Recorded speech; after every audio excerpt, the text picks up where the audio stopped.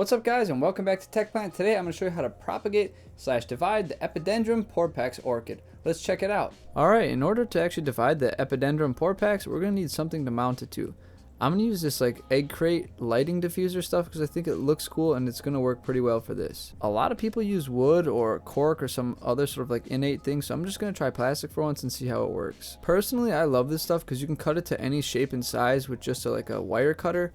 And it's pretty easy, and you can get like complex shapes, you can build it up, and it's just nice because it's waterproof and it doesn't rot like wood or some other materials. Once you have what you're going to mount it onto cut out and ready to go, we got to take the mother plant and prepare to take some cuttings. Normally I'd let this thing get a lot larger, but it's been kind of weird looking lately. I think I accidentally got kind of like bleach in the water when I was cleaning algae, and I think it really affected it, so I'm going to try and take some cuttings just in case the main plant gets sick. What we're looking for is the newer, greener growth. It's that kind of lighter green color, and you can see it has its own roots on all the stems, so as long as we cut somewhere on the stem where we end up keeping some roots with the cutting, this should be good to go to place onto something else. If you can't tell, it's that lighter chalky kind of colored green. Those are the actual roots. The other like light kind of lime green stuff is the stem, so make sure you don't damage the roots while you're doing this. Now that we have our cuttings, we're going to need a substrate to mount this to.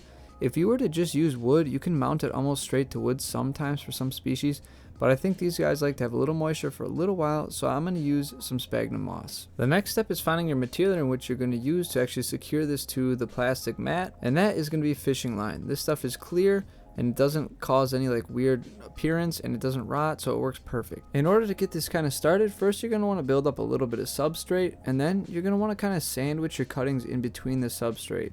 So that way it's not sitting directly on the plastic, and yet it also does have some substrate covering on the top of the roots. Once you've got the sphagnum moss kind of piled up where you want it to be, then you can start to take your fishing line and you can tie it to one portion of the mat, and then kind of wrap it around the sphagnum moss and the cuttings to kind of keep a little tension to hold everything down. Do avoid putting string directly across the actual plant, because as it grows, this stuff can kind of cut into it.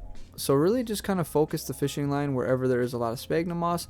That way you're just kind of putting pressure on the sphagnum moss and roots and not on the actual plant. Once you've got the sphagnum moss holding where you want it to hold, go ahead and tie off the fishing line to another portion of the mat, and make sure you don't lose your tension, because again, we're really just holding this all together with some tension, but make sure it's not too much tension, because again, fishing line can cut into like plants and whatnot. Once you've got that tied down and secured, now all it takes is you to hang it up in wherever you keep your orchids and just water it like you normally have been, and that's pretty much all there is to it. Well guys, that sums up this video. I hope you liked it and learned how to do it if you have this plant.